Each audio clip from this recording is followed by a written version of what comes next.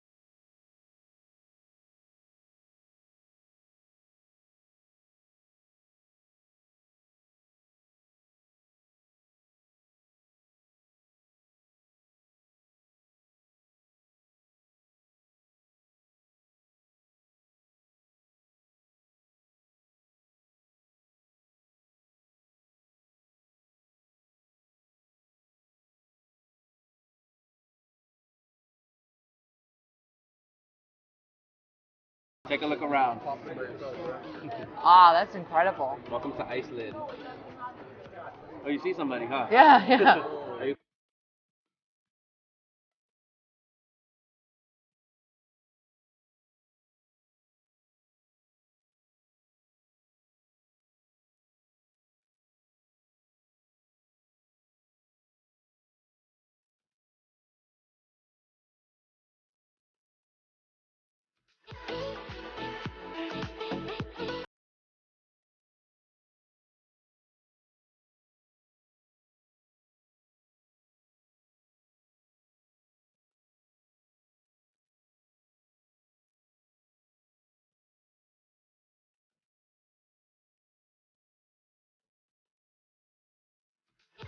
when you present you can show them in an entirely new way. that's so cool. And our experience. My mother Yeah. came and surprised us. Cool. We're taking a video. Like the Oh, Apple TV it's enough for YouTube. All right. Yeah. Okay, so we're back home after the Vision Pro demo from an Android user's perspective. This is just going to kind of be an open one take. Let's hear all of our thoughts. Let's do it. Okay. I thought the demo was very good. I thought that the way that they had you come in, they took your, again, I don't go to Apple stores. So the way that they came in, they took your name, they already had somebody come up to you, you walk through, they sat you down. There's a concierge service. Yes. Very different than any of my experiences, which are really related to just the computer or what you're doing and Googling. I thought when you go in and they do the facial scan, I like that they could continue to talk to you as they had somebody in the back room doing what they needed to do to actually get the device ready. Being able to have that kind of concierge service was really key because you're walking into something that's totally brand new.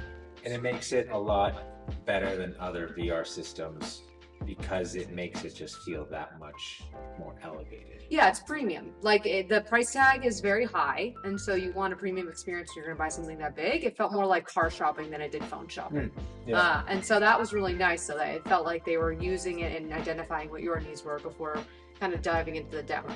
The demo itself was really great. The individual who helped us really helpful. Getting actually the demo started was really exciting. You were in front of me, so I was able to kind of see immediately what it looked like to have somebody in front of you and got to see that kind of the hello sign, right? Those things start popping up that are really unique to the Vision Pro and not just to VR headsets in general. So immediately you walk into, this is why it's different. And I think that was a great way to open up the demo itself. That was my favorite part from the first demo. Yeah. Just the hello coming in, the detail of the shadow underneath is really cool. Yeah. The device itself, I think they walk through a bunch of different use cases. It's very cool. The biggest thing I think would be useful for, or what's cool about it, is it's just your own personal IMAX. So that was like the biggest, like if you were just a Joe Schmo on the street and you wanted to get something like that, that is, I think, the main thing. So being able to see something large. I thought though that it was gonna really feel like having a 100-inch TV, like that you could really make it big, and it didn't really feel like that. And a lot of the videos on YouTube make it seem like that's going to be the major thing, is making a giant screen in front of you. But the closer it comes, the more you have to use your head. And that's why I akin it to IMAX, because in IMAX, there are things on your periphery and you do have to turn your head. And so you did have to move kind of with what you wanted to see for the whole thing. I thought that that's really cool, but what we weren't able to do because we were stationary was all the videos highlighting that you can pin different apps in different areas. So one of the really cool things about the demo that I got to see while you were doing it is just in terms of how they actually constructed the demo, is that the person that's supporting you and helping you through it can see what you're seeing. So that was really helpful because he actually got to see that I wasn't able to click on things. He was actually seeing like what mistakes I was making as I was moving things. And so he could real time tell me, oh wait, you didn't click that, you didn't click it enough, you didn't drag it enough, oh, here's how you do that. You're already doing the gestures now. It's yes. ingrained. Yeah. And so that was really helpful, having that demo driver walk you through that process and be more engaged in that way. So from an Android user's perspective, what didn't you like about it? I'm not used to the apps.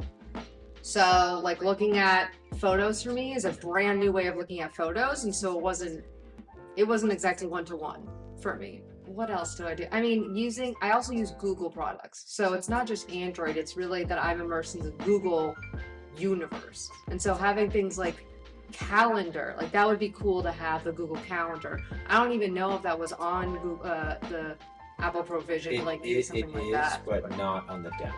Yeah, and so I think that, that also is kind of hard to do when the demo doesn't explain everything that it offers, and so you can't really see all of that stuff.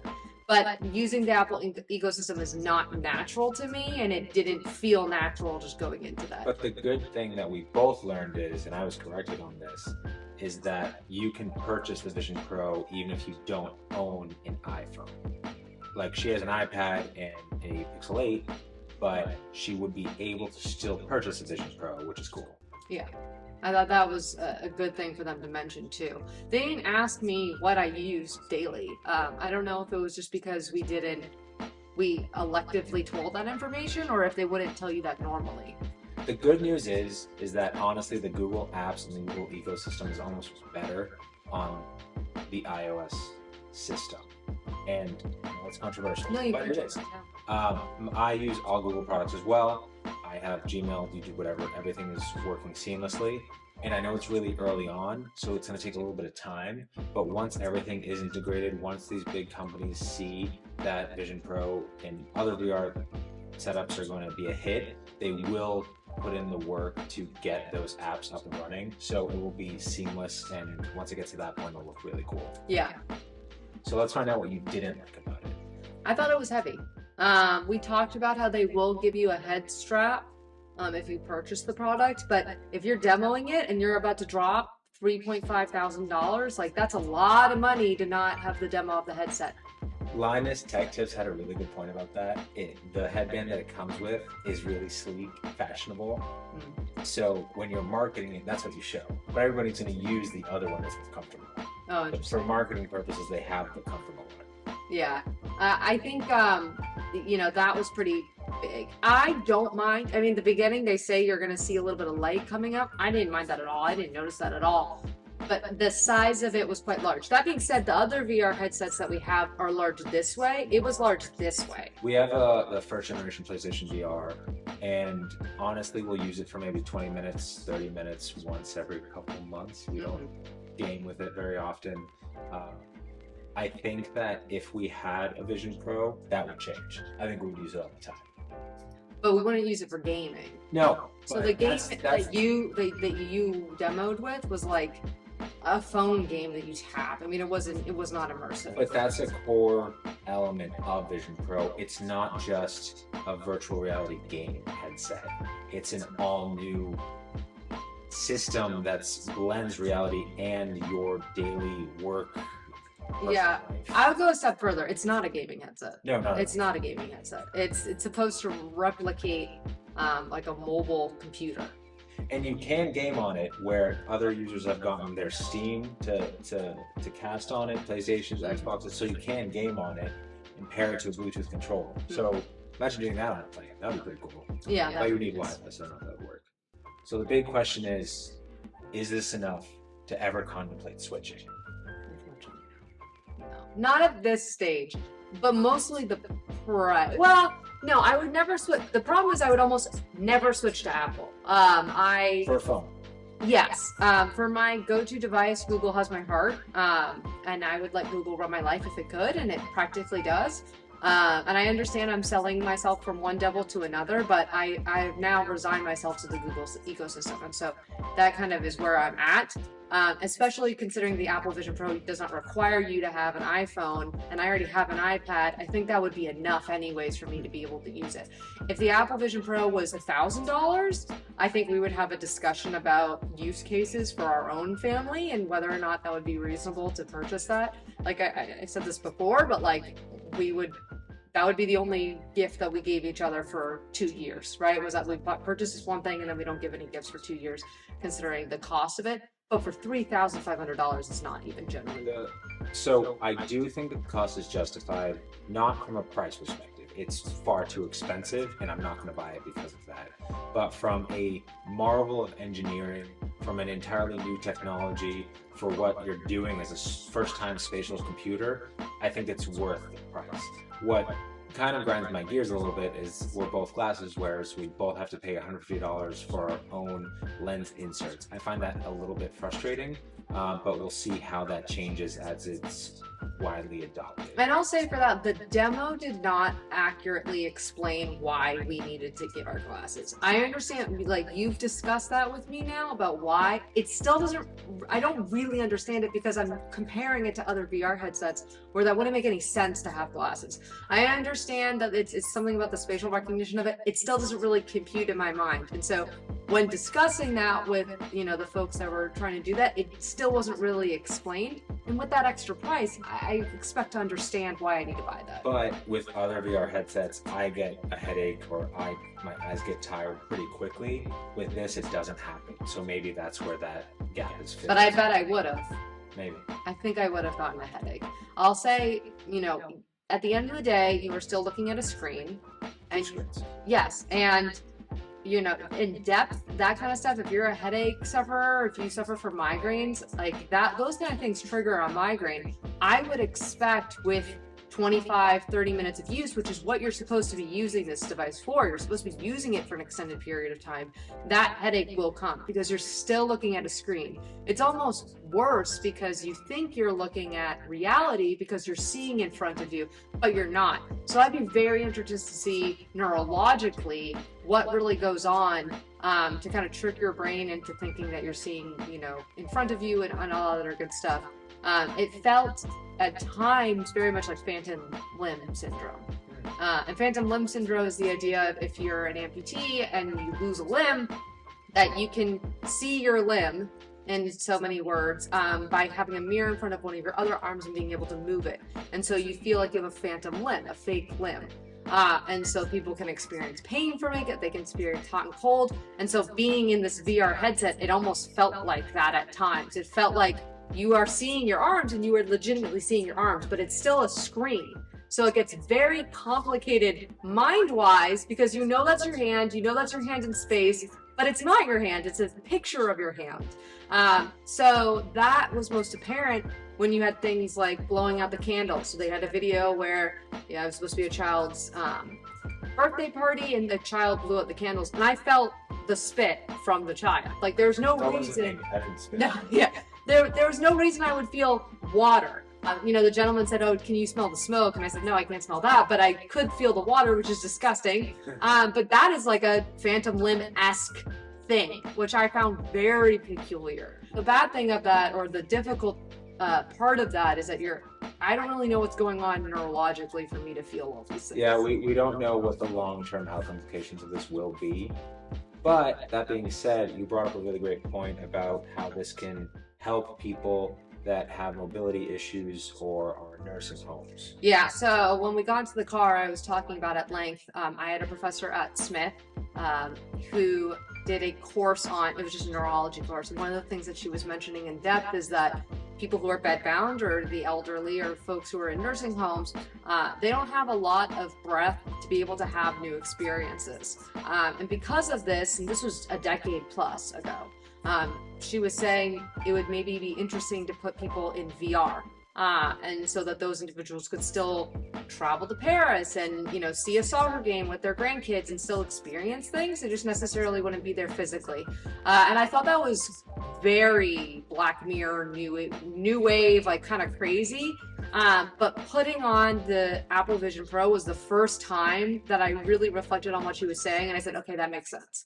You are bedbound. That makes a lot of sense to be able to have your computer at the same time. You're able to see 3D pictures of like your grandkids and what they're doing. And if I was saying to the individuals that was walking through the demo, if you were able to do it something like a Second Life experience, something like what Facebook Meta would really should have been, then that would be very interesting. Thinking back to Arrested Development, where they had the surrogate George. Yeah, and it was a gentleman who had like a camera on him, and he was supposed to be videoing the main guy, one of the main actors.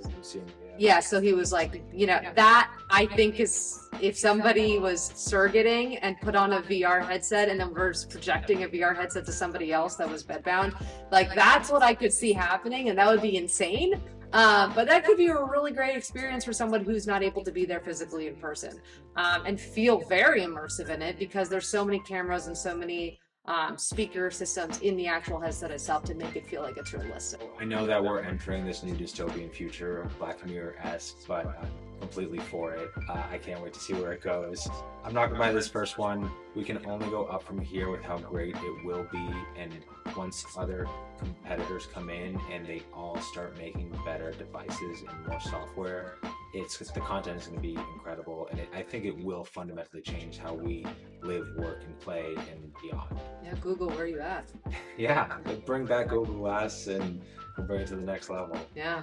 If you like this video, please like and subscribe. This is Konstantinos with Konstantin Knows Tech, joined by a very special guest, Miss Konstantinos from Konstantin Knows Tech.